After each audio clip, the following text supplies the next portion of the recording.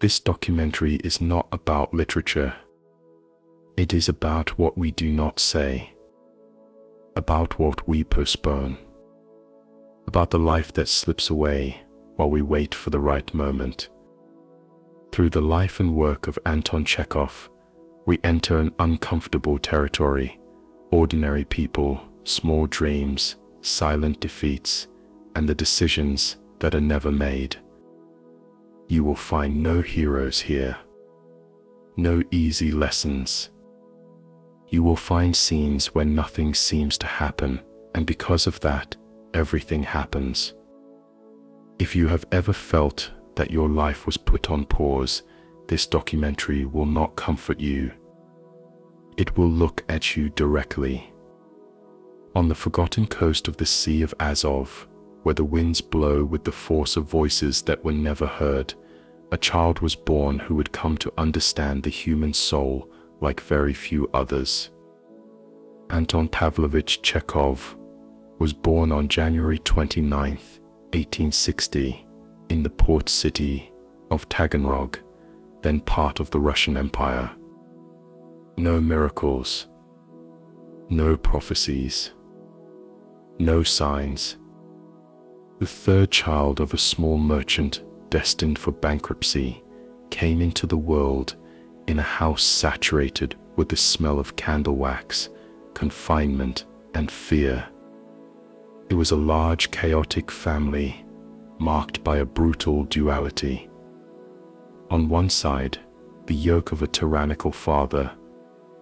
On the other, the quiet, emotional refuge of a silent, melancholic mother. Between broken affection and imposed duty, the ruthless sensitivity of the man who would transform literature was forged. His father, Pavel Yegorovich Chekhov, was a modest shopkeeper, but above all, a domestic despot. Obsessed with orthodox religion, self-discipline, and choral music, he forced his children to sing for endless hours in the local church, more as punishment than instruction. From the age of 5, little Antón stood for hours, straining his voice, while unknowingly sharpening his understanding of human suffering.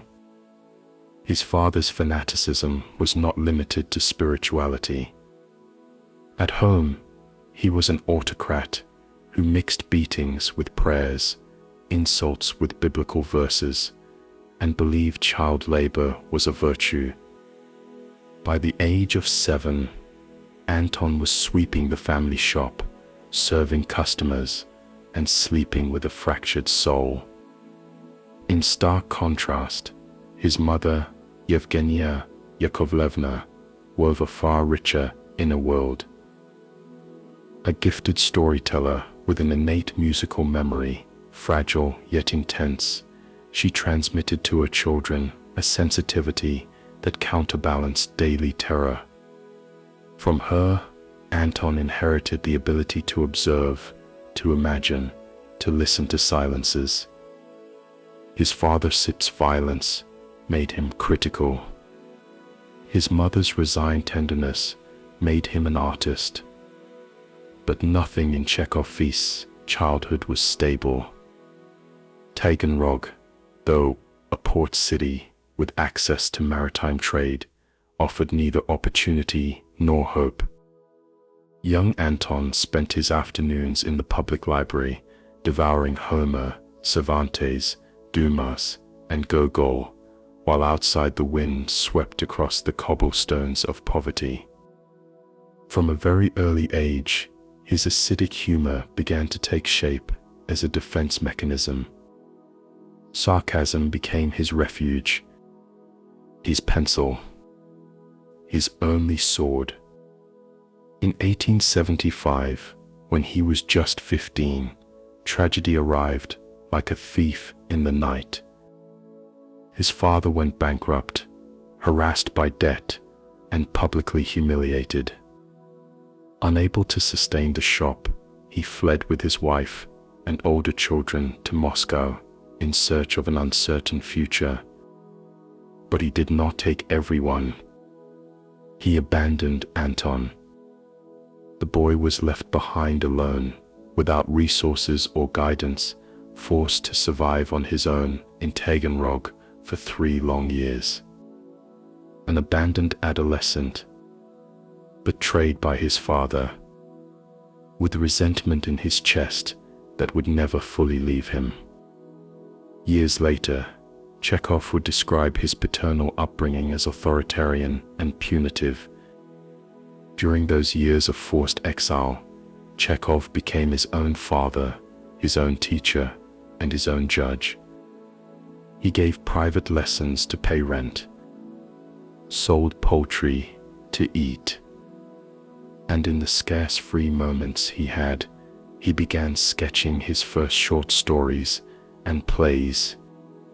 He slept in unheated rooms, ate poorly, and attended secondary school in Taganrog, dreaming of reaching Moscow one day, not to find his family, but to find himself. In 1879, at 19 years old, with a heart hardened by necessity, Anton gathered enough money to travel to Moscow. What he found was not comfort, but hunger. The family lived crammed into a basement. His father, unemployed, continued imposing his will through prayers and shouting, but without moral authority. It was then that Chekhov made a decision that would change his destiny. He enrolled in the Faculty of Medicine at Moscow University, driven by both vocation and necessity. He needed a profession that would allow him to earn money and support his family. And he began to write in secret. Between the shadows of Taganrog and the gloom of Moscow, the real Chekhov was being born. The man who would heal bodies by day and dissect souls by night. If you're finding value in this story, consider subscribing to the channel, leaving a like, and sharing your thoughts in the comments. That small gesture allows us to keep creating thoughtful, long-form content like this. Thank you. Let's just continue. When Anton Chekhov arrived in Moscow in 1879, he did not enter through the gates of genius. He arrived as just another number, a provincial youth without money, wearing worn clothes, his soul tempered by necessity. Moscow was grey, chaotic, and cruel to the poor, but for him, it represented possibility. There were his hungry siblings, his mother, aged by suffering, a father growing increasingly irrelevant. The abandoned adolescent had returned to become the provider for all. Chekhov enrolled in the Faculty of Medicine at Moscow University, one of the most prestigious in the empire. But unlike his peers, he had no time for cafes or philosophical debates. He studied anatomy by day, worked by night, wrote at dawn. To support his family, he began publishing humorous stories in popular magazines such as Strekaza, Dragonfly, and later Fragments. He used pseudonyms Anton Chekhov, the man without a spleen, to conceal both his identity and his poverty. Those short satirical texts, filled with irony, became his lifeline. He lived in a tiny room with damp walls and a single oil lamp. Some days he did not eat, but he wrote relentlessly. In a single year, he could produce more than 100 short stories, some written on commission, some to feed his siblings, and a few his most intimate, as desperate attempts to understand the misery surrounding him. His humor was a shield. but his gaze had already begun dissecting Russian society with surgical precision. In medical school, he dissected corpses. Outside, he diagnosed illnesses in slums. He witnessed epidemics, childbirths in collapsing houses, amputations in basements, and children dying in the arms of illiterate mothers. What he learned was not only science, it was compassion. He never abandoned medicine, even after literary fame found him. For Chekhov, healing and writing were part of the same battle to alleviate suffering, even if only for a moment. But the double life drained him. By day, a doctor without resources. By night, a poorly paid writer. And in between, the silent provider for a family that did not yet grasp the magnitude of his talent. His father continued to belittle his writing, seeing it as trivial compared to medicine. Anton did not respond. He kept silent. The wounded adolescent still lived inside him. Despite everything, his style began to stand out. His prose was dry, direct, free of unnecessary ornament. He distanced himself from Russian romantic excess and rejected moral sermons. Instead, he offered unsettling portraits of everyday mediocrity dialogues that appeared banal but concealed existential voids, abrupt endings, as life itself often. His pen was subtle but lethal. In 1884, at 24, he graduated as a physician.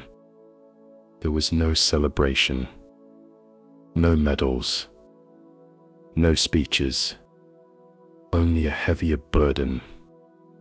That same year, something else emerged. A persistent cough, initially ignored. Tuberculosis had already begun consuming him from within. The man who healed others was incubating his own tragedy. And still, he did not stop. He published incessantly, under multiple pseudonyms, across countless magazines. In 1886, the influential editor Alexei Suvorin invited him to collaborate with Novoya Rumia. It marked the beginning of his literary ascent and a complex relationship with power and criticism. Chekhov was respected, but he did not yet consider himself a serious writer. For him, writing was still economic necessity. Only later would he realize he had created an entirely new language. For now, his body was beginning to fail. If you reached this point and haven't subscribed yet, this is the moment.